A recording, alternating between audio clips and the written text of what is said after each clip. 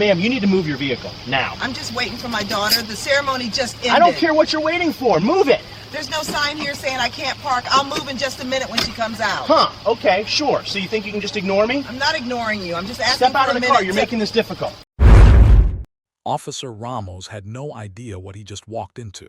In the next 48 hours, his badge would be stripped.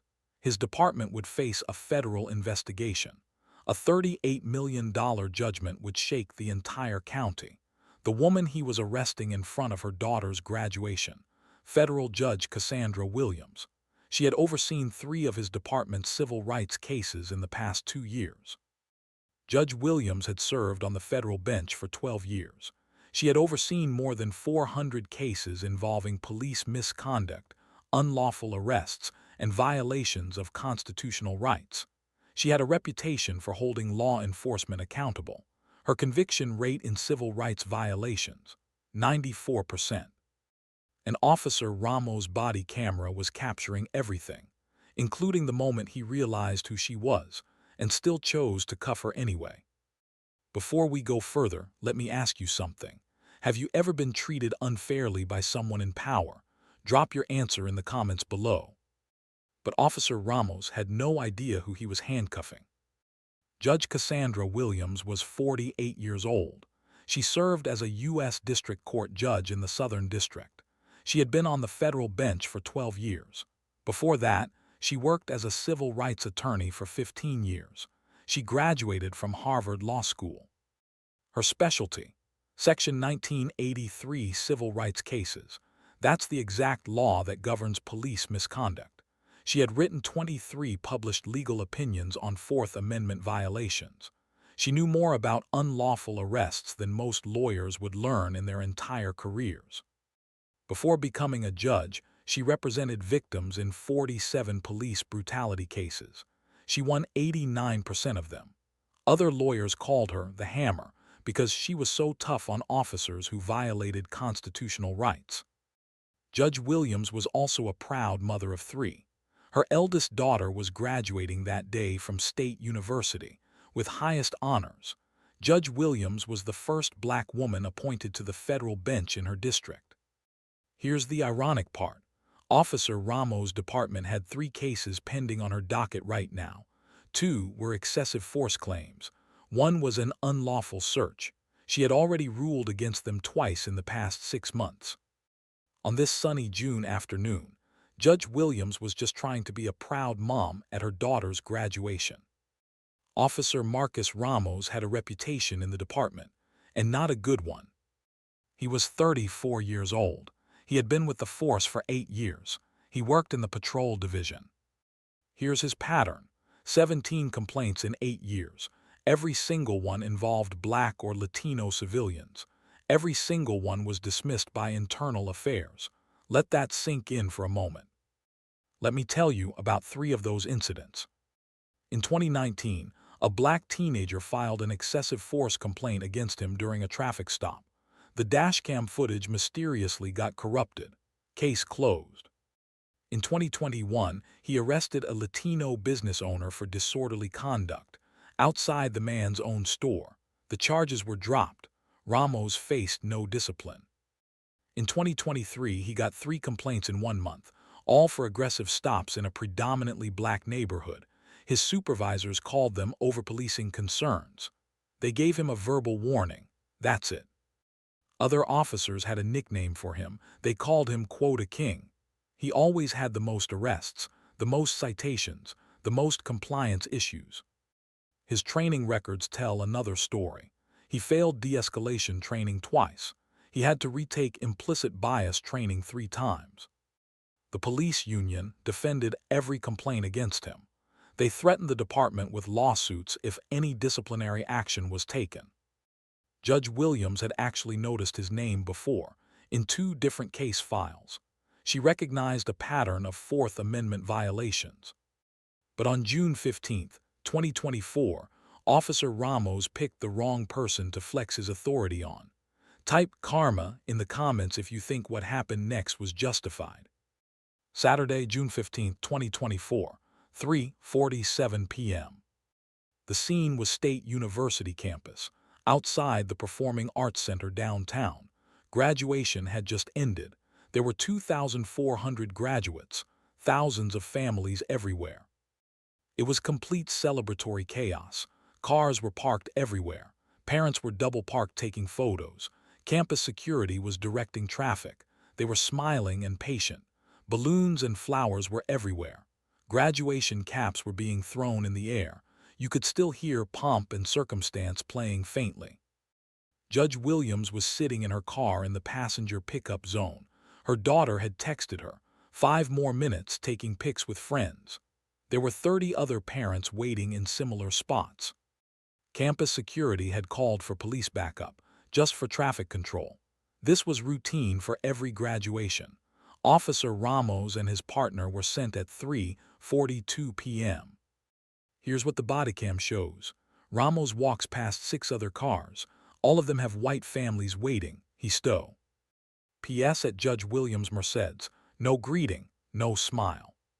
He taps on her window aggressively. Move it now. Judge Williams looks confused. She explains she's waiting for her daughter. Ramos says, I don't care. This is a no parking zone. But here's the thing. It wasn't a no parking zone. It was a designated passenger pickup area. Campus security officer Chen approaches. He's worked there for 20 years. Officer, that's actually a... Ramos cuts him off. I've got this. That's when everything changed. If stories like this matter to you, hit that subscribe button right now. Judge Williams does something Officer Ramos isn't used to. She questions him. She asks for his badge number, politely. Ramos replies, Why, you going to file a complaint? I'm just asking, she says. He leans into her window. Move the car. Judge Williams stays calm. I see 6 other cars waiting here. Why are you singling me out? Ramos says, Are you refusing a lawful order? The bodycam shows his hand moving to his belt. Judge Williams continues, I'm not refusing. I'm asking for clarity on what law I'm violating. Ramos gets louder. Oh, so you're a lawyer now. Step out of the vehicle. She stays seated. Under what grounds? Obstruction, resisting. Whatever I decide, get out now. His hand is on her door handle now. Judge Williams keeps her tone measured. Officer, I don't think you understand the situation. Ramos yanks the door open. No, you don't understand. You're under arrest. Now people are watching. A white woman starts recording. What is he doing? She's just sitting there. Campus security officer Chen tries again. Officer Ramos, please, she's not. A black man in the crowd yells, This is insane. She didn't do anything. Ramos grabs Judge Williams' arm. He pulls her from the car. She doesn't resist, but she says clearly, I am not resisting. I am complying. He spins her around. He forces her against the car hood, face first. Her daughter arrives at that exact moment. Mom, she's screaming. What are you doing to my mom? A crowd is gathering now, more than 40 people. Phones are out everywhere. Campus security is calling their supervisor. Wait until you hear what happens next. Judge Williams is about to reveal something that changes everything. As Ramos applies the handcuffs, Judge Williams speaks calmly. Officer Ramos, I'm Judge Cassandra Williams, U.S. District Court. You currently have 3 cases pending in my courtroom. Ramos freezes. The bodycam captures his face. You can see the recognition. And then, incredibly, he continues. I don't care who you are. You refused a lawful order. His partner tries to stop him. Marcus, wait. Ramos snaps back. Stay out of this. Judge Williams does something amazing. She recites Miranda rights before he can. Word perfect. Then she says, You've violated my 4th Amendment rights. This arrest lacks probable cause. Your body camera is recording this unlawful seizure. Ramos dismisses her. Yeah, good, shows you were non-compliant. He doesn't realize it shows the exact opposite. Campus security officer Chen steps forward again. Officer, I'm telling you she's a federal judge. I recognize her from the courthouse. Please stop this now. A woman in the crowd speaks up. I'm an attorney. I watched the whole thing. She didn't break any law. You need to release her immediately. Her name is Maria Rodriguez. Then another voice. Officer, I'm State Representative David Kim. I know Judge Williams. This is a massive mistake. Uncuff her now. He was picking up his son from graduation. The evidence is being documented everywhere. 23 phones are recording from different angles. Ramos' bodycam is capturing everything. His partner's bodycam shows his warnings to stop. Campus security cameras are recording a wide shot. Even the university photographer captured still images. Judge Williams keeps her composure, even in handcuffs. She speaks clearly for all the recordings. I am Judge Cassandra Williams. This is an unlawful arrest. I was legally parked in a designated pickup zone. I posed no threat. I complied with all lawful orders. This arrest is retaliatory and racially motivated. The crowd is shouting now. Let her go. This is crazy. We're all witnesses. A supervisor pulls up. Sergeant Davis. He's been on the force for 15 years. He sees the scene. His face drops. Ramos, what the hell did you do? Ramos doubles down. She refused to move her vehicle. She was argumentative. Judge Williams looks at the sergeant. Check your bodycam footage. Check his. I violated no law. And Sergeant Davis, I believe you testified in Martinez versus Police Department last month, in my courtroom. The sergeant's face goes white. Oh my God, uncuff her now. Ramos hesitates, but she. That's an order, Officer Ramos. By now, Ramos is starting to understand how badly he messed up, but it's far too late. Let me know in the comments what you think should happen to Officer Ramos. Within 20 minutes, the chief of police arrives, Chief Angela Morrison. The university chancellor comes with her. The university called them directly. Chief Morrison reviews the bodycam footage right there on scene. She interviews Judge Williams, who's now been released. She talks to witnesses. She talks to campus security. Her face gets tighter with each statement. Ramos' story completely falls apart. Claim 1. He said it was a no parking zone. Reality. Campus security confirms it's a designated passenger pickup. Other cars were parked there legally. Claim 2. He said she refused a lawful order. Reality. The bodycam shows her asking clarifying questions, not refusing, just asking. Claim 3. He said she was aggressive and threatening. Reality. The bodycam shows her calm and measured the entire time. He was the aggressor. Then they discover more. Ramos walked past 6 white families in identical situations. His partner's bodycam shows him warning Ramos 3 times to stop. Campus security told him twice who she was. He ignored everyone. Chief Morrison makes a public statement to Judge Williams. Your Honor, this arrest was unconstitutional, unjustified, and unacceptable. You have my personal assurance this will be thoroughly investigated. Then she announces her decisions right there on scene. Ramos is suspended immediately. Badge and gun surrendered. His partner is placed on leave pending investigation. All charges against Judge Williams are voided. They never should have been filed. The department launches an internal affairs investigation. Chief Morrison herself requests a federal civil rights investigation. Judge Williams responds, Chief Morrison, I appreciate your words, but I want more than an apology. I want accountability. I want reform. And I want every officer in your department to understand that constitutional rights aren't suggestions. They're requirements. Ramos goes through stages. First, he's defiant. I followed protocol. Then confused. Why am I being punished? Finally desperate. I have a family. I need this job. Judge Williams is reunited with her daughter. They're both crying, embracing. Graduates and families start applauding as she's released. The media is already arriving. Someone tipped them off. The university offers a formal apology. They offer medical care for Judge Williams. But the consequences are just beginning. Someone has already uploaded the video. If you want to see what happened next, make sure you're subscribed because this story gets even bigger. Here's the timeline of how this exploded. By 4:30 p.m., just 30 minutes later, the first video is uploaded to Twitter. A witness posted it. By 5:15 p.m., it has 50,000 views. Local activist accounts are sharing it. By 6, 8:00 p.m., the hashtag Judge Williams is trending locally. 200,000 views across all platforms. By 8:00 p.m., local news leads with the story. 1.2 million views. By midnight, it's national news. 8 million views across TikTok, Twitter, Instagram, Facebook, and YouTube. Here are the final numbers. On Twitter, 3.2 million views, 89,000 retweets. The hashtag Judge Williams hits #1 trending. On TikTok, 4.1 million views, 567,000 likes. Thousands of people are making response videos. On Instagram, 892,000 views, 234,000 shares. On YouTube, multiple uploads get a combined 2.3 million views. The comments are powerful. Listen to these. A federal judge, and he still arrested her.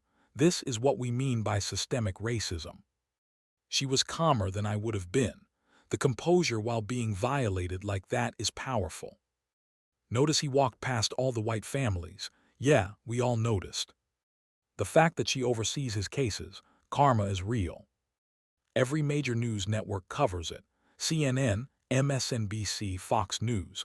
Legal analysts are calling it a textbook Fourth Amendment violation, a career-ending decision, a civil rights lawsuit waiting to happen. The ACLU issues a statement supporting Judge Williams. The National Association of Black Judges condemns the arrest. The American Bar Association calls for a federal investigation. The university issues a formal apology. They announce a review of campus security protocols. Ramos Police Union tries damage control. They release a statement calling it a procedural disagreement. The public destroys them in the comments. The union quietly deletes the statement. 3 days later, Judge Williams does something that shocks everyone. June 20th, 2024, Judge Williams files a lawsuit, not just against Ramos, against the entire department. She's suing for $50 million. The charges: Fourth Amendment violation, that's unlawful seizure. 14th Amendment violation, that's racial discrimination. Intentional infliction of emotional distress, negligent hiring and supervision. Here's what makes this powerful. Judge Williams knew exactly what evidence she needed, because she'd ruled on cases like hers for 12 years. The discovery phase reveals a pattern. Ramos had 17 complaints. The department knew about his they did nothing. His training records show repeated failures in constitutional policing. Department emails show supervisors discussed his overly aggressive approach, but they called it proactive policing. Data analysis shows something damning. Ramos arrested black civilians at 8 times the rate of white civilians in similar situations. Then 47 other people come forward, all with similar stories about Ramos. The FBI opens a federal civil rights investigation. The state attorney general launches a separate investigation into department practices. 8 months later, there's a settlement.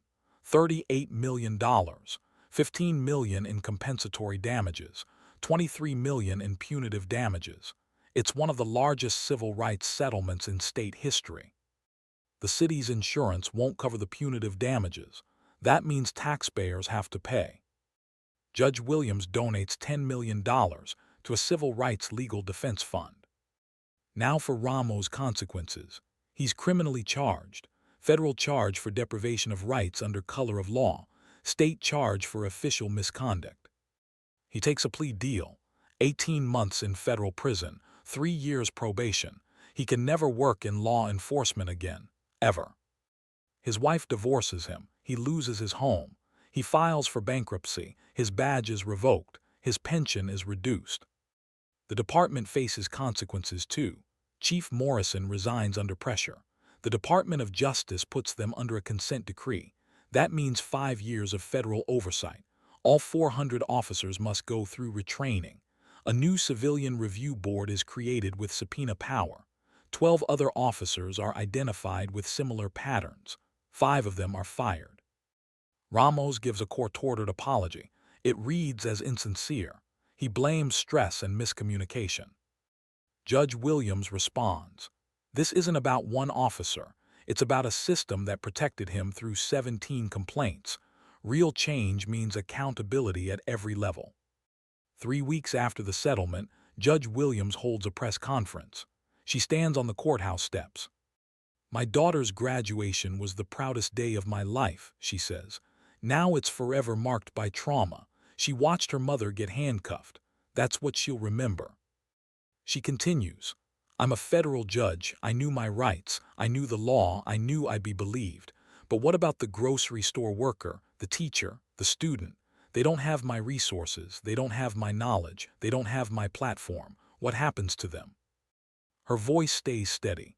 "In 12 years on this bench, I've seen hundreds of cases like mine, except the victims didn't have my title. They were ignored, dismissed, called liars. I see their faces every time I rule on a case now." She has a message for workers everywhere. You have constitutional rights. You have dignity. You don't deserve to be treated like criminals for existing, for asking questions, for being black or brown while going about your life. She has a message for officers. The badge is a responsibility, not a weapon. Constitutional rights aren't obstacles to your job. They are your job. She says what she wants. "I want every police department in this country to understand. Accountability isn't optional. Training isn't a formality. And racism, explicit or implicit, has no place behind a badge." She thanks the witnesses. "To every person who recorded, who spoke up, who didn't look away, thank you. You made justice possible." Her final quote is powerful. "I'm a federal judge, and I was treated like a criminal at my daughter's graduation. If this can happen to me, it can happen to anyone. And that's exactly why we have to demand better, for everyone." Judge Williams' case exposed a national pattern. Every year, there are 50,000 complaints of police misconduct in America. 92% result in no discipline. Black Americans are 3.5 times more likely to be arrested for so-called contempt of cop offenses. That's disorderly conduct, obstruction, resisting arrest. Only 2% of misconduct complaints result in an officer getting fired. Over the past decade, cities have paid $3.2 billion in police misconduct settlements. This case directly changed things. The department's consent decree became a template for 12 other jurisdictions. State legislation was introduced called the Judge Williams Act. 23 police departments in the state implemented new protocols. But we still need more change. Qualified immunity reform, external review of complaints, a national database of problem officers. So let me ask you this. Should a federal judge have to endure what Judge Williams did just to prove the system is broken? Should accountability require millions of views and national media attention? Should your constitutional rights depend on your title, your race, or your ability to hire lawyers? Because if we don't demand qualified immunity reform, if we don't demand external oversight, if we don't demand that police unions stop protecting bad cops, we're just waiting for the next Officer Ramos, the next Judge Williams, the next graduation ruined, the next family traumatized. This isn't about hating police. This is about loving justice. Good cops should want bad cops fired. Comment accountability. If you believe police officers should face the same consequences for breaking the law that they enforce on everyone else. If you think stories like this matter, hit that subscribe button. We're going to keep exposing these patterns. We're going to keep demanding reform. We're going to keep fighting for constitutional rights and accountability. This isn't just about Officer Ramos or Judge Williams. It's about all of us. See you in the next one.